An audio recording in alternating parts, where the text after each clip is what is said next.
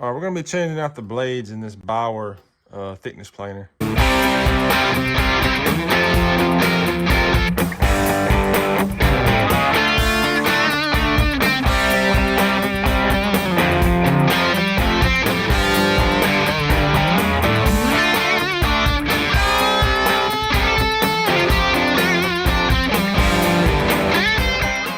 So hopefully you can see at the angle I'm at right here. It's got your tool right here you can use. Your tool right there for your Allen head bolts. If you have your dust collection on here, they're the same size and you would pull the bolts off, take your dust collection off, but I don't have it because I've been using it outside and it keeps, without dust collection, it don't clog up. You know, when you got the dust collection off, you have it on, it kind of clogs up. And then we got your magnets, and I'll get to that in a second. They're just stored right here in this little location. You can see right here. And then of course your tool is stored in there. So first thing, after you get your dust collection off, we're gonna take 2 screws off right here on the top. And the tool fits for that too. It's nice they include a tool that's universal and all of them's the same stuff. And it even has instructions right here if you read on how to change the blades. And I think these are 2-sided, so you can flip them around and get one more use out of them once they dull. And then you, after the second time, when they dull, you have to replace them with a whole new set. But it's good that you can use one side, flip it, and use the other side. Close as this one is, right here to this, your tool hits. You may want to just get you a screwdriver if you have one to take that out. Otherwise, you have to keep spinning it, taking it out, spinning it, taking it out, whatever. Now, this comes off. That's just your blade guard cover there to expose your cutter head. And like I said, in a second, you'll use these 2 magnets, and I'll show you. And you know, once you get this off, once you get the cover off, this is little open tray area works good for keeping your bolts and blades or whatever in there so they don't roll off and get lost. So in here,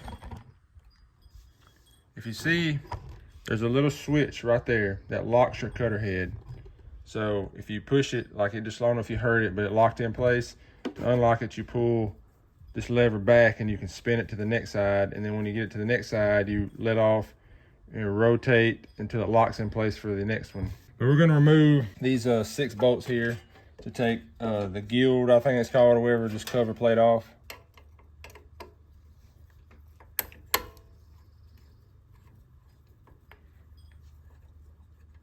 And again, like I said, the tray down there from the cover, the cutter head guard, was a good place to keep these so you don't lose them. Unlike with a joiner, these, they have a certain notch, it looks like. We'll see in a second, but you shouldn't have to do no kind of adjusting on it.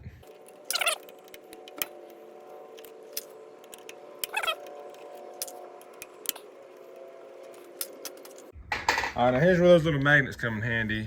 You see here, it's got magnets on the bottom side for this, mainly for the blade because they're sharp, but you'll use your magnets to lift off on that. Now there's your blade. So I'll show you in a second, but you use these 2 also to clip on your blade and pick it up. Now notice on these blades, they have these notches. So there's one in the middle, which doesn't go on anything, and then one on each end here. And if you look, these, they have little dowels that they sit on each side in those grooves. I've only used one side of these blades here, and they're still fairly sharp. They're still fairly sharp, but in the middle it's duller than out on the edges for running boards in the middle, like bigger boards and then smaller boards. You know, you kind of try to alternate to keep, you know, get the even wear on each side of the blades here. But anyway, yeah, these are reversible. So what you do, you just flip your blade around like that and use your magnet, because I mean, these are sharp, they'll slice you up if you're not careful. So I'm gonna use my magnet to set it back in there on those dowel pins. And I'm just gonna make sure there's no gunk kind of on the edge of that where this sits.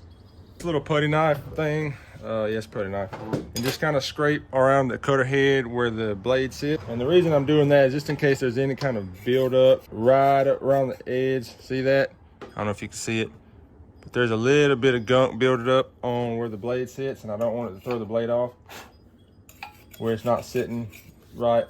All right, once that's done, you'll set the blade. If you're reusing blades, it don't hurt to just kind of scrape the buildup of gunk on the other side here. So I'm gonna do that real quick. If you're putting new blades on, this step obviously isn't necessary because it won't have any.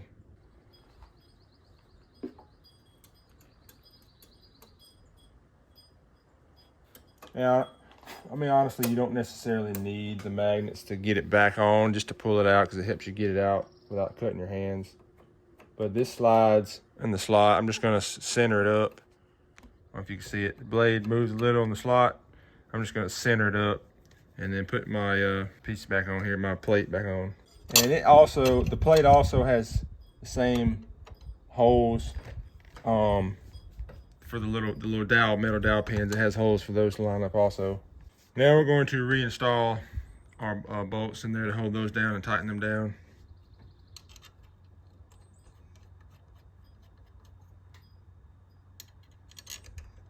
And see, like with the way this has the pins to locate it, locating dowels, you don't have to worry about setting anything. Like with a joiner, you have to set the height and get it even on the blade.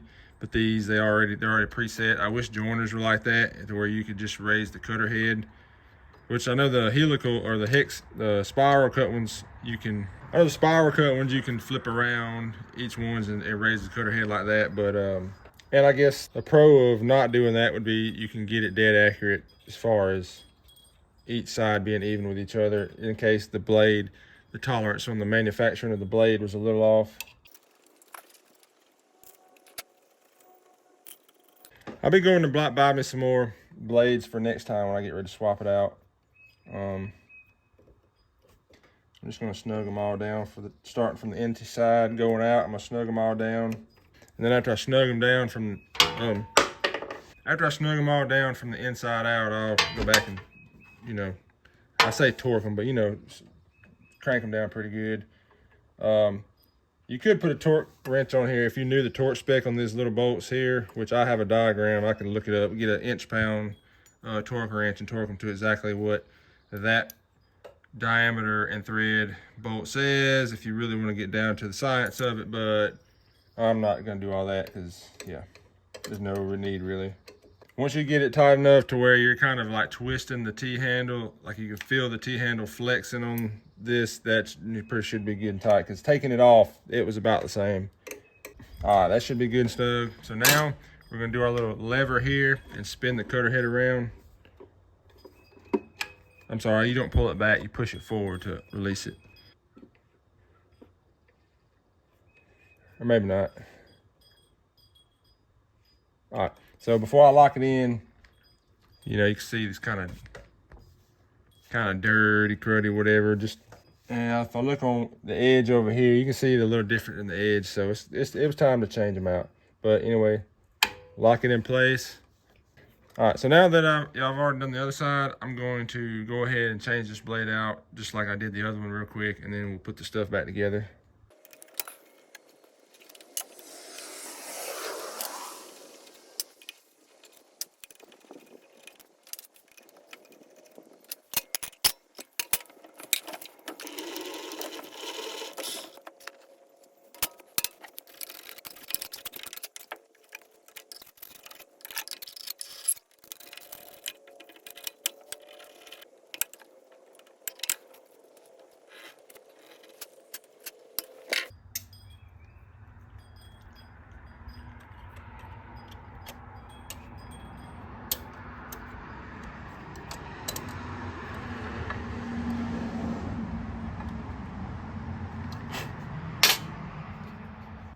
A wire brush is a good idea, and this side ain't very dirty.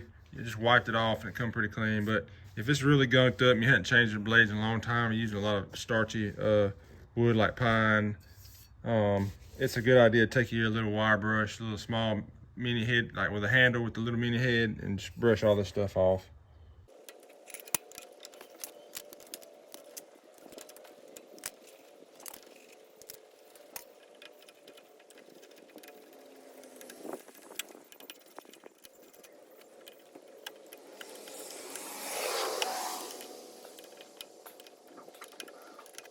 All right, she's in. And I don't know if it makes a difference or not, if this is locked down or not, but I'm gonna push it and unlock it and leave it in between, because it was like that when I took it apart and locked it. It wasn't in the lock position. So just in case, I'm gonna take it out of the lock position when I put it back together to use it. Now we're gonna reinstall our guard here.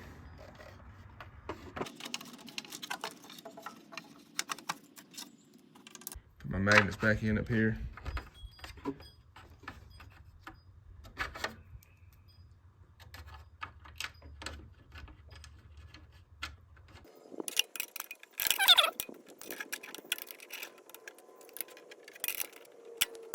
Now, put my tool back up here in its place. Now what I'm gonna do is raise this up. Now that my blades are done and they're all finished, and it only took probably, I mean, you can do it in like 30 minutes, I guess. If you're really getting after it, probably faster. But I'm gonna clean off the bed. I don't have any wax up here with me, but I may get some of my wax after I clean the bed, wax it so the wood will slide good, and it should be ready to make some nice smooth cuts. So that's gonna be it for how to change out the blades on this Bauer planer from Harbor Freight.